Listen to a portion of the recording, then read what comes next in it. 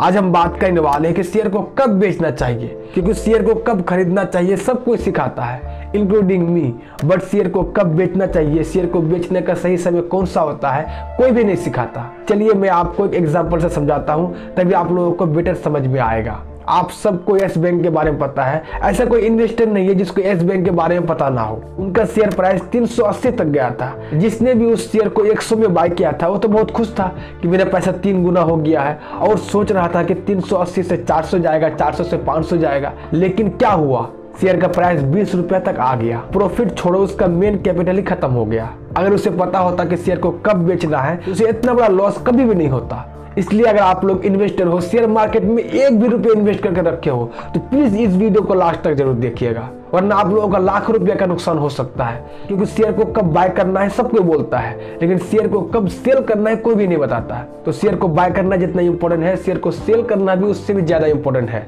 वरना आपका सारा का सारा कैपिटल खत्म हो जाएगा। इसलिए प्लीज वीडियो को लास्ट तक जरूर देखिएगा। तो चलिए वीडियो के यहाँ से स्टार्ट कर लेते हैं। सबसे पहला और सबसे इंपॉर्टेंट पॉइंट है कंपनीज फ्यूचर ग्रोथ। जो भी शेयर आपका पोर्टफोलियो में है, जिसे आपने बाय कर लिया है, सबसे पहले उस शेयर का फ्यूचर ग्रोथ देखो। अगर उसका फ्यूचर ग्रोथ सही है तो ठीक है, उस शेयर में बने रहो। बट अगर आपको लगे कि उसका फ्यूचर ग्रोथ खत्म होने वाला है तो तुरंत उस शेयर को बेच के निकल जाओ। बिकॉज अगर कंपनी का फ्यूचर ग्रोथ खत्म होने वाला है तो इसका मतलब है कि कंपनी का सेल्स भी धीरे धीरे कम होगा और उसका प्रॉफिट भी धीरे धीरे कम हो जाएगा। और इसका इम्पैक्ट क्या पड़ेगा कि शेयर प्राइस भी धीरे धीरे डाउन हो जाएगा। चलिए मैं आपको एक एग्जांपल देता हूं, तब आपको अच्छे से समझ में आएगा। टाटा मोटर्स के बारे में सबको पता है। ऐसा कोई इन्वेस्टर है जिसको टाटा मोटर्स के बारे में पता ना हो? सबको पता है। बट मेरा एक क्वेश्चन है कि आप लोग टाटा मोटर्स में इतना इन्वेस्ट क्यों कर रहे हो? जब आपको अच्छी तरह से पता है कि टाटा मोटर्स का फंडामेंटल उतना अच्छा नहीं है, तब भी आप लोग उस शेयर को बाय करे जा रहे हो। क्यों?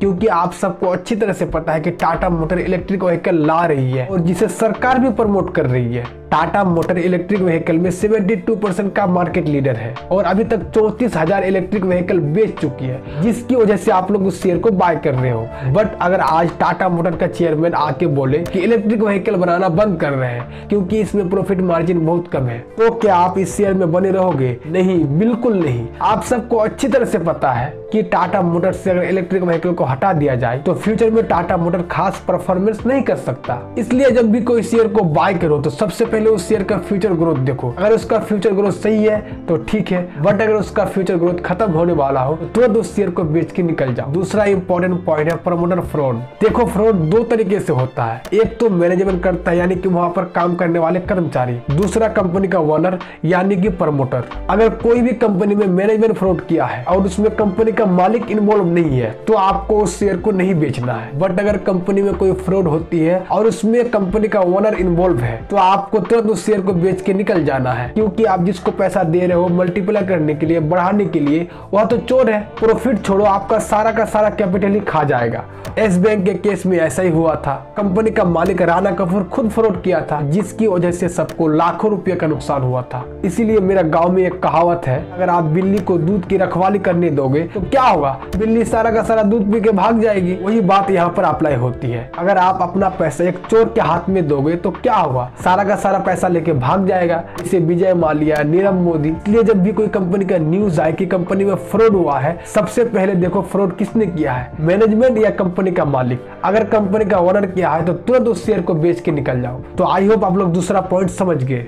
तीसरा और आखिरी पॉइंट है अर्जेंट, यानी कि इमरजेंसी। देखो, अगर घर में कोई बीमार पड़ जाए या किसी की शादी है या कोई अच्छा सा जमीन बिक रहा है या और कोई कारण है तो उस वक्त शेयर को सेल कर देना चाहिए। क्योंकि आप अगर इमरजेंसी में शेयर को नहीं बेचते हैं तो पैसा रहने का क्या मतलब है? पैसा रहते हुए अगर आप कष्ट झेल रहे हैं तो इन्वेस्ट करने का कोई मतलब नहीं है। कभी कभी क्या होता है, कुछ कारणों से अच्छा जमीन बहुत ही सस्ता में मिलता है, बहुत ही चीप प्राइस में मिलता है, तो उस वक्त शेयर को बेच के उस जमीन को ले लेना है। क्योंकि जमीन एप्रिसिएटिंग एसेट है। एप्रिसिएटिंग का मतलब होता है जिसका दाम बढ़ते रहता है। आप शेयर को बाद में भी खरीद सकते हो, बट अगर लैंड एक बार बिक जाए तो खरीदना बहुत मुश्किल हो जाता है। इसलिए अगर कोई इमरजेंसी आ जाए या कोई अच्छा सा जमीन बिके तो उस टाइम शेयर को बेच देना चाहिए। तो आई होप आप लोग समझ गए कि शेयर को कब बेचना है। तो मैं आपको क्या क्या बताया शॉर्ट में रिकॉल कराते हैं। सबसे पहले अगर कंपनी का ग्रोथ खत्म हो जाए तो उस शेयर को बेच देना चाहिए। दूसरा, अगर कंपनी का मालिक खुद फ्रॉड किया है तो उस शेयर को बेच देना चाहिए। और तीसरा, अर्जेंट, अगर कोई इमरजेंसी पड़ जाए तो भी उस शेयर को बेच देना चाहिए। तो आई होप आप लोगों को वीडियो हेल्पफुल लगा है। अगर वीडियो हेल्पफुल लगा है तो प्लीज वीडियो को एक लाइक कर दीजिए